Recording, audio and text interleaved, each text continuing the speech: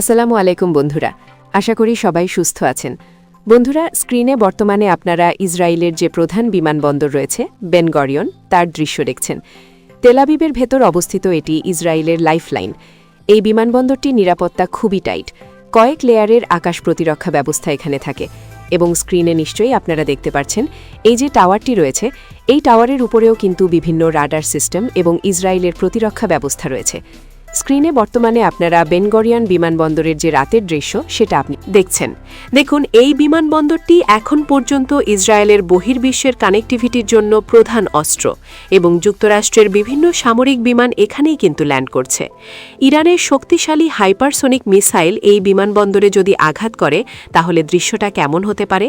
একটি hypersonic missile কি করে আঘাত করে তার দৃশ্য আপনাদের এখন দেখাতে চলেছি আমি।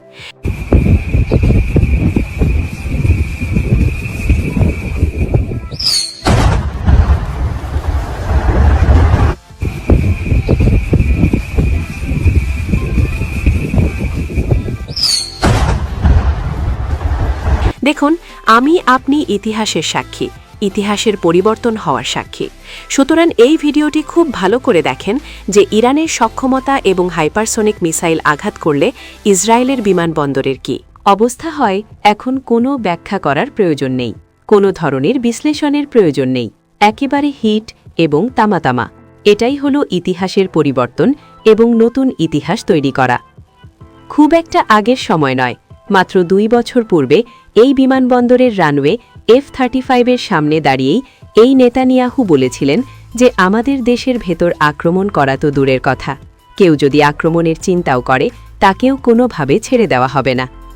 নেতানিয়াহু যেই স্থানে দাঁড়িয়ে বক্তব্য দিয়েছিলেন, ইরান 2000 কিলোমিটার দূর থেকে তার হাইপারসনিক মিসাইল ফাতা-2 এর মাধ্যমে সেই স্থানটিকে উড়িয়ে দিয়েছে। পানি খাওয়ার টাইম দেয়নি ইরান। এই এয়ারপোর্টটির অবজারভেশন টাওয়ার থেকে শুরু করে এর jamming technology, radar control system, যত কিছু রয়েছে, মাত্র 30 সেকেন্ডের মধ্যেই এই সকল কিছুর খেলা শেষ। ইসরায়েল কর্তৃপক্ষ শুধু চেয়ে চেয়ে দেখেছে কি হলো। দেখুন, এই বিমানবন্দরে প্রচুর ক্ষয়ক্ষতি হয়েছে। বিমানবন্দরটি সম্পূর্ণভাবে বর্তমানে বাইর থেকে লক করে রেখেছে ইসরায়েল, কারো প্রবেশ নিষেধ। তবে ইসরায়েল এই ঘটনার তীব্র নিন্দা করেছে। ইসরায়েলের ভাষায় যে এটি একটি সিভিলিয়ান এরিয়ায় আক্রমণের উল্লেখযোগ্য একটা নিদর্শন। কারণ ইরানের এয়ারপোর্টে এখন তৈরি ইসরায়েল আক্রমণ করেনি, তবে ইরান সরাসরি ইসরায়েলের এয়ারপোর্টে আক্রমণ করে ফেলেছে। এটি আন্তর্জাতিক আইনে কোনোভাবেই কিন্তু মাননশীল নয়। স্ক্রিনে বর্তমানে আপনারা যে দৃশ্যটি দেখছেন, এটি মধ্যপ্রাচ্যে চলাচলরত, নয়তো মধ্যপ্রাচ্যের উপর দিয়ে চলাচলরত একটি বিমান থেকে দৃশ্যায়িত করা হয়েছে। নিশ্চয়ই দেখতে পাচ্ছেন ইরানের ছোড়া হাইপারসনিক মিসাইলগুলো তেল আবিবের দিকে কি করে আকাশের বুক চিরে তার জানান দিয়ে ছুটে বেড়াচ্ছে। দেখুন, হাইপারসনিক মিসাইলগুলো যেদিক দিয়ে যায় তার যেই পাথ রয়েছে, তার যেই চিহ্ন রয়েছে তা রেখে যায় যে আমি গিয়েছিলাম ওই জায়গায়, ওই দেশে, ওই স্থানে তাকে ধ্বংস করার জন্য। আমাকে প্রতিহত করার জন্য কেউ কোনো সুযোগই পায়নি। ইরানের মিসাইলগুলো কিন্তু এক একটি হামলা করছে আর এক একটি বার্তা দিচ্ছে। যুক্তরাষ্ট্র এবং ইসরায়েল থেকে তারা কতটা অ্যাডভান্স, কারণ এই ধরনের হাইপারসনিক প্রযুক্তি যুক্তরাষ্ট্র এবং ইসরায়েল তৈরি করবে তো দূরের কথা, তারা এখনও চিন্তাও করতে পারে না। তবে ইরান এটা বাস্তবায়ন করেছে। দেখুন, তেল আভিভ এবং ইসরায়েলের যে মানচিত্র রয়েছে, তাদের যে অবকাঠামোগত স্থির পরিস্থিতি রয়েছে তা পাল্টে দিচ্ছে ইরান। স্ক্রিনে বর্তমানে আপনারা তেল আভিভের যে স্কাইপার রয়েছে তার দৃশ্য দেখছেন। এই যে বিল্ডিংটি দেখছেন, এটি হবে তেল আভিভের সবথেকে উচ্চ ভবন। এটা বর্তমানে কাজ চলছে। দেখুন, এই ভবনের একেবারে গোড়ার দিকে হিট করেছে ইরানের মিসাইল। দুঃখজনক ব্যাপার হলো, এখানে যখন চীনের কর্মচারীরা উপরে কাজ করছিলেন, এই বিল্ডিংয়ের সঙ্গে শক্তিশালীভাবে ক্রেন ঝুলিয়ে যে বিল্ডিং তো আর ভেঙে পড়বে না, অন্তত সেখানে সাপোর্ট পাবো, সেই বিল্ডিংয়ের গোড়ার ভেতরে কিন্তু মিসাইল হিট করেছে। তার দৃশ্য তারা দিয়েছে। চলুন আমরা ভিডিওটি দেখি। না, আসলে হাসবো না কাঁদবো বিষয়টি আমি বুঝতে পারছি না। এই ভদ্রলোকরা শক্তিশালী ক্রেন সাপোর্টের মধ্যে দাঁড়িয়ে রয়েছে বিল্ডিংয়ের সাথে, যাতে বিল্ডিংটি অন্তত তাদের রক্ষা করতে পারে। এখন বিল্ডিংয়ের অবস্থায় নড়বনে ইরানের মিসাইল গিয়ে হিট করেছে, তাদের অবস্থা কি হবে?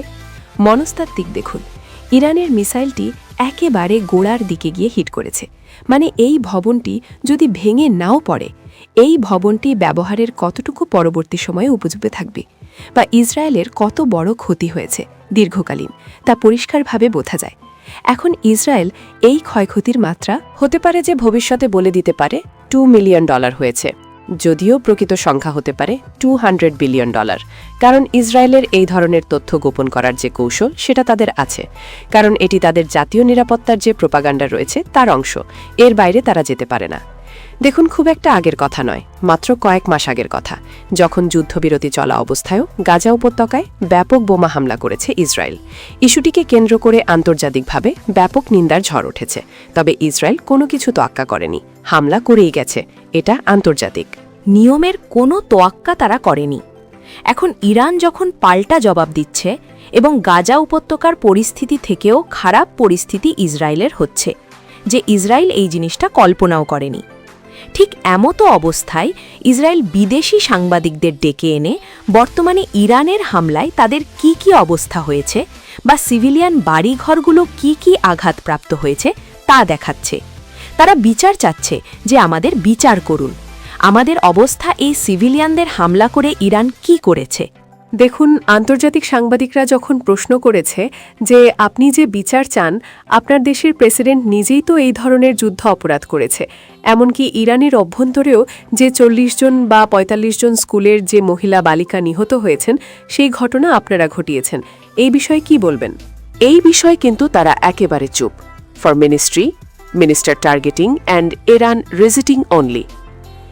আসার দীর্ঘ সময় ধরেই আমি এই বিষয়টা বলে আসছি যে ইসরায়েল এবং যুক্তরাষ্ট্র হল এমন একটা দেশ যারা মানবিক ভাষা বা মানবতার ভাষা তারা বোঝে না। তারা একটা ভাষা বোঝে, সেটা হলো সামরিক ভাষা। যদি সামরিকভাবে কেউ তাদের উপযুক্ত জবাব দিতে পারে এবং নিজের অবস্থান সম্পর্কে পরিষ্কার করতে পারে, অবশ্যই তাকে রেসপেক্ট করবে এবং ভয় পাবে এই দেশগুলো। আর ইরান কিন্তু তার সামরিক শক্তি এবং তার সামরিক অবস্থান একেবারে পাকাপোক্তভাবে ইসরায়েলের কাছে পরিষ্কার করেছে, যার জন্য ইসরায়েল দ্বিতীয় দফায় নতুন দফায় হামলা করার চিন্তাও করেনি। তো বন্ধুরা, অত্যন্ত গুরুত্বপূর্ণ বিষয়গুলোকে কেন্দ্র করে আরও কিছু গুরুত্বপূর্ণ আপডেট আছে, যেগুলো পরবর্তী ভিডিওতে আপনাদের আমি জানাতে চেষ্টা করছি। পরবর্তী ভিডিও দেখার আমন্ত্রণ জানিয়ে এই ভিডিওটি শেষ করছি। আল্লাহ হাফেজ।